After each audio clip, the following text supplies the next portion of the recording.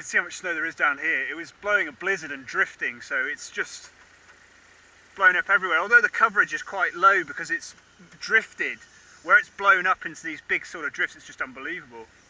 Very unusual for the UK. I can feel that draw away from the Jeep, the power from all four wheels. It feels very different to how it is when you're driving two-wheel.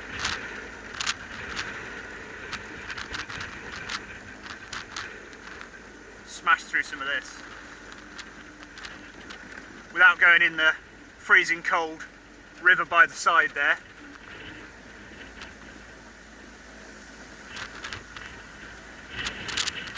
Woo. Icy.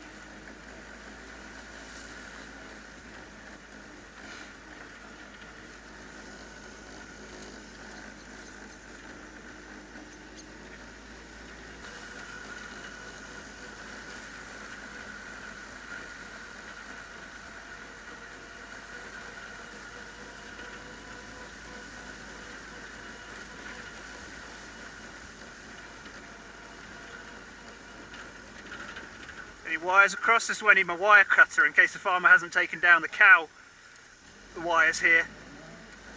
Oh dear. I mean, oh dear. Well, here's the thing. I know the Jeep can do it, but the question is, do I want to go down there and get my nicely restored Jeep stuck in a snowdrift and it may be stuck there for days and days and days, perhaps even weeks? Unfortunately, guys, I don't think it's really worth it for me. I know lots of you would love to go down there and everything, so would I. We could have a little poke. Let's see. Yeah, it's pretty... That's pretty deep. It's too deep to risk getting stuck there forever, because I don't want to leave this thing out in the ice. You know, it could be stuck out here for quite a long time. I have to go and get a farmer to find me and help save me. So, unfortunately, I think the Jeep, that's as far as we're going to go with that today.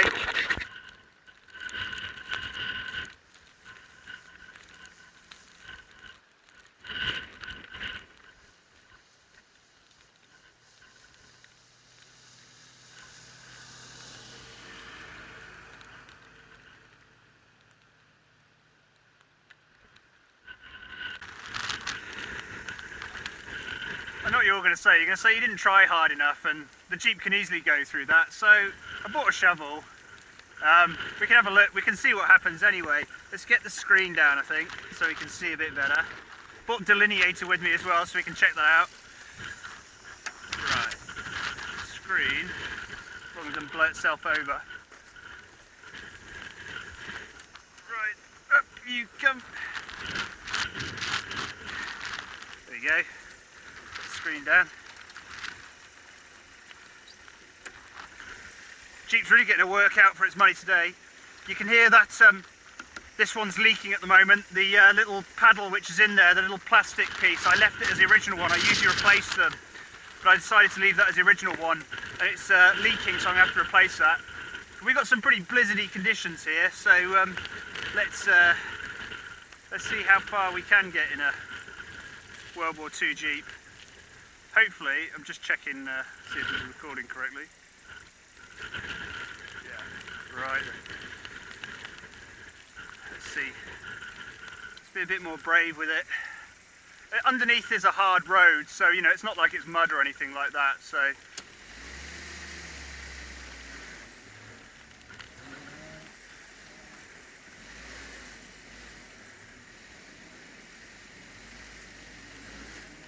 I mean, it's pretty damn good, really.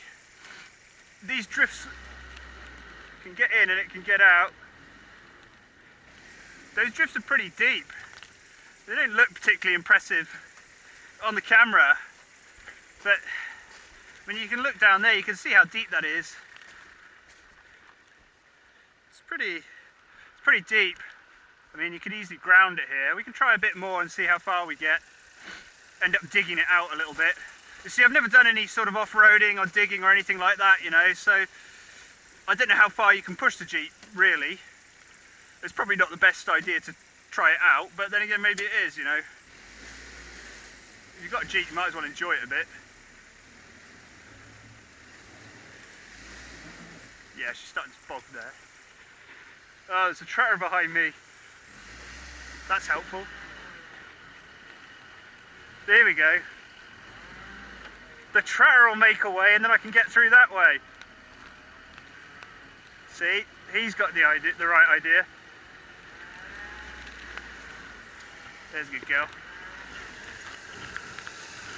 There you go. Look at this. This thing's going to make a bloody... Woo-wee! Look at that. There goes my attempt at driving through the snowdrift. So all we've got now is the bits in the middle, you see. So we've got to barge through those and attempt not to break any half shafts. You get grounded, you see. That's the thing. It's like, it's up to the bumper, so the belly of the Jeep gets grounded on it. That's how deep we're getting. Yeah. See, the tractor doesn't bloody care. It's just these bits here getting stuck on those.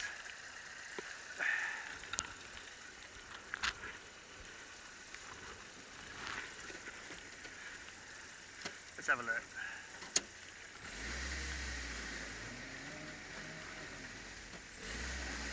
Yeah, she doesn't like that. You hear the with the hood down, you can hear the carbs drawing.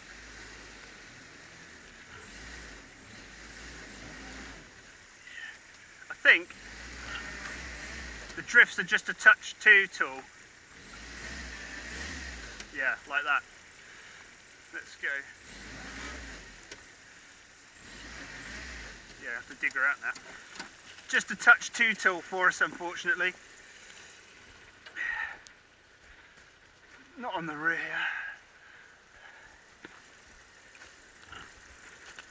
Oh yeah, look at that. Hoo-wee! Hopefully I don't get in the way of the farmer, because he won't be very impressed. World War II Jeeps getting stuck.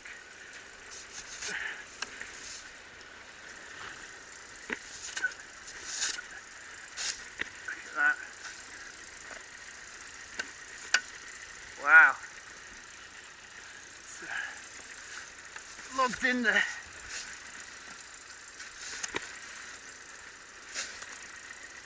Pretty far down the actual road.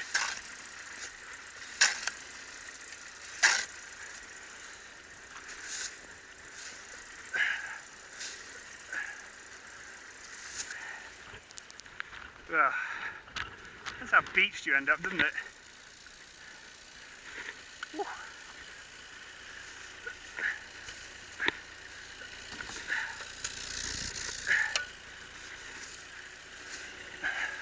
I know how everybody in Scandinavian, colder countries bloody feels.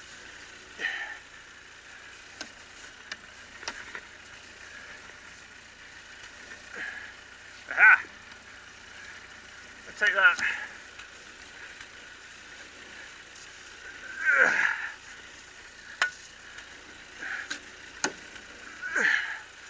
Yeah, right.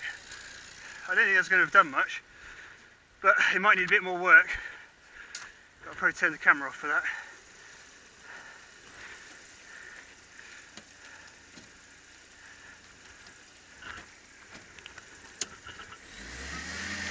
Aha. Well, there we go. That's that. Got that out. Whew. Yeah, those drifts are just too high, really. It's the belly, really. It's the ground clearance. Not so much the grip, but the ground clearance there, which is having an issue. Shovel's your friend, obviously. Look at all this. Ah, unbelievable. So, yeah, we've got the delineator. Delineator, obviously, at night and what have you, on roads like this, there is a river which runs along the side down there, And this side, I can't remember if there is a bit actually, pretty close to it there. But the delineator would be placed, let's see, there's road there still, it goes down a long way. Be placed by like that, and as you drove along, your lights would reflect against it, the small reflection, and you'd be able to see that. And that's how you knew where the edges of the roadway went, one on either side, and as they go along, you know, one further up there as well. Just keep within those and you'll be all right. So yeah, that's the delineator. It's pretty cool. There you go. It's got its first use after over 70 years. Obviously the tractor didn't need a delineator, he doesn't care about that sort of thing. He even had his wife or girlfriend with him. Doing better than I am. Right. The other problem with the leaking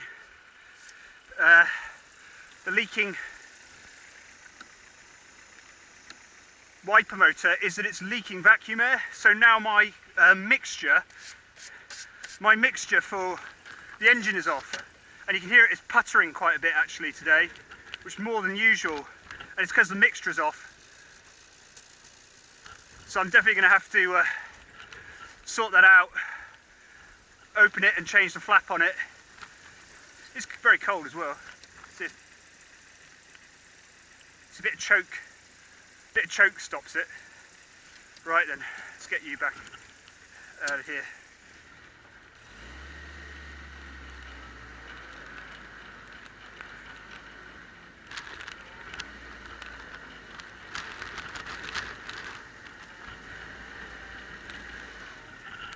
I mean, if your life depended on it, you'd easily get down there. It'd just take a while, wouldn't it? You'd have to stop every few minutes when it got bellied out, or go down first, knock out the tops of those ruts, knock them out so you don't get grounded or snow ruts build up, and then go for it. So there's ways of doing it, but that's as far as I want to bother with today, because as I said, it appears like the farmer's out today as well, and he doesn't want to have World War II Jeep stuck in the way, although he could pull me out with no easies. That's actually quite useful. But there you go, guys, that's that then. There's ruts in the snow. So I think blizzard conditions, 1945 Jeep, it's not too bad. We could get there with a bit of can-do attitude and a bit of go. It would be, I'd do it, but yeah, not today. There we go. Right then, see you later, guys.